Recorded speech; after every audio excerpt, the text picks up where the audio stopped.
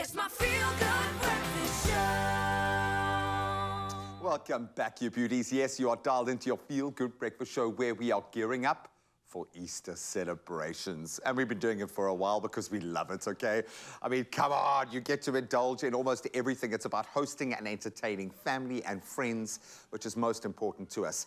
So Chef Clem, who is the guy, is going to take us through his top picks for the ultimate Easter picnic basket or platter, a delicious and easy solution to hosting a big group of people, especially meat lovers. Looking at that glass, what is going on there? I want to start somewhere else, but I can't ignore the meat cocktail. I'm wondering, should we go to that or should we? Let it I'm going to build. make you wait. I'm going to make you wait. Okay, I'll tell you what, go online now and tell us what you think this is going to end up as. What do you think this is? Because that excites me. Charcuterie excites me. Cheese excites me, dude. You don't understand. This is my vibe because it's lots of little bits of flavor that can create an experience. And it's about the experience. When it comes to picnics, whether it's in a park, on a rooftop, at home, it's all about the experience. And Woolies have come through with some amazing homeware pieces to make the experience just that much more epic. Absolutely beautiful, my buddy. So this is a take on like what I suggest you would get for the picnic at home, okay?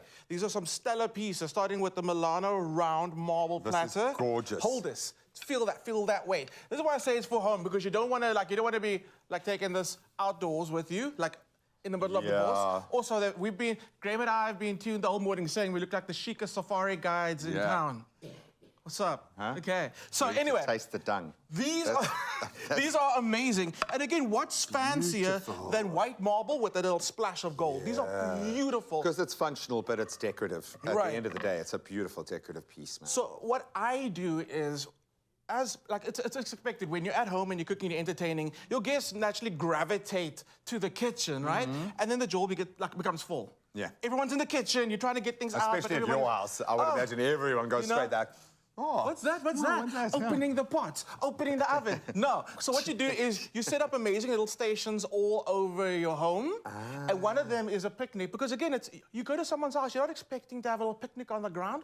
This is how you do it. So we got the round Milano, we got the rectangle Milano, also very fancy. We got the cake stand, not just meant for cakes. Use it for everything else as well. So we're going to start... Also to introduce the elements. Because I love the fact that we've got the stoneware, we've got the marble, we've got the wood. These are all quite earthy and grounded and beautiful in that sense. That's the theme. Bring it back to the natural materials. Okay. Let's bring in the champagne flute. So I've got the salami selection, and it's all about being creative with what you already have at home, and then adding a few statement pieces like we've done now. So all you do is take your salami selection. You can interchange it with the chorizo and then the salami. You play around with the textures if you want, and you kind of just lay it over the rim and push it down, and that's all you do.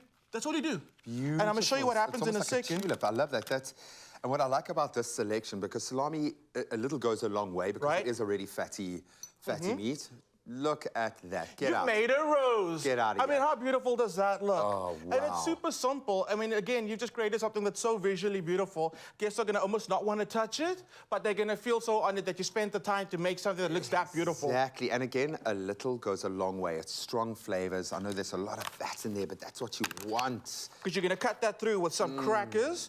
Perfectly, and I love the crackers. Have a selection. Don't just have one cracker, have a selection of crackers. Because also people like their vibe. I tend to drift between like the watery, I love the water biscuits. Water biscuits are great.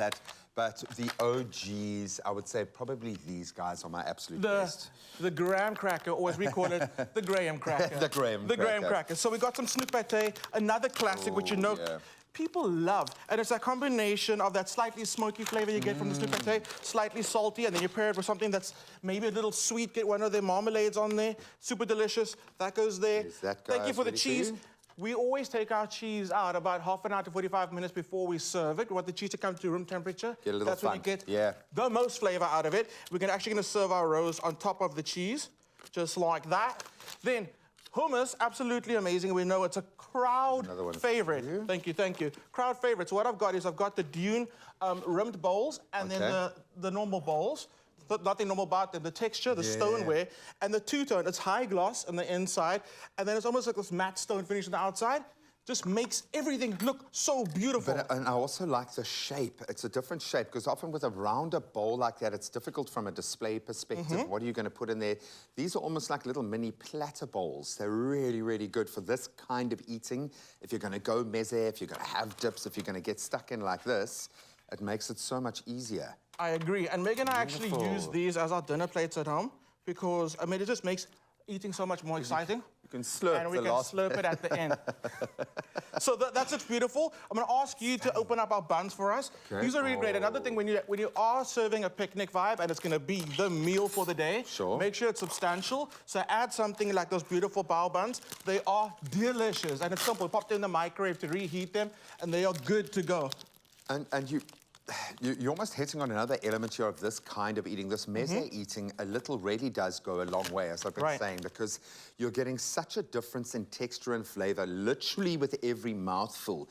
You start to satiate yourself. I think far too often you get kind of over your threshold. Your body doesn't realize you've eaten enough because you're eating so fast one thing, and you just kind of shovel it in. When you eat meze style, you're having a little bit, and then you realize, oh, I'm actually fine. I'm satiated. Exactly. And you've taken in half the calorie load. Brilliant. Different textures, different flavors. Can you pass me my samosas and my jalapeno poppers? I can do that. I want some tongs there, please. So it's all about, like you said, they're just creating a bit of variety and texture, flavors, and that's what's going to leave your guests really satisfied at the end of the day and not looking for more.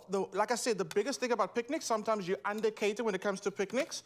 Variety is the spice of life. When it comes to picnics, you really want to give your guest a selection. Add a few sweet treats. We got some of the chopped up fruit. Serve that with like a yogurt in a little parfait. Just go crazy, colors, It becomes textures. almost a logistical thing, like a numbers game, because there's always going to be one or two things that everybody loves. That's the and thing, they're just yeah. going to like plow through that. But yeah, this is like the United Nations of snacks. Right. We've got an absolute cross-section for every taste here, every kind of texture. Someone is going to find something that they enjoy here. And hopefully then it starts the journey. They taste one thing, they like that. Let me try a little bit of this. Go Ooh, for I it, like yeah. that. Let me try a little bit of this. Absolutely stunning. How much do you need to make to serve enough people, if you know what I mean? Right. What's that ratio that you generally work off? I say a minimum of 6 little bites, 6 varieties of things, okay?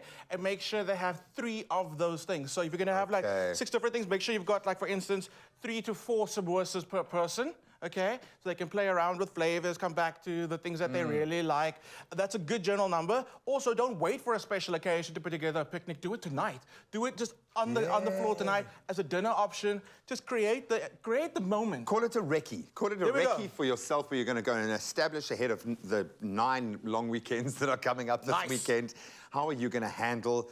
I absolutely love this social dining. And it can be just for you and your significant other. We don't mind. That's social as well. You can find these in-store, online. Of course, if you're in a major hurry, just a young dash.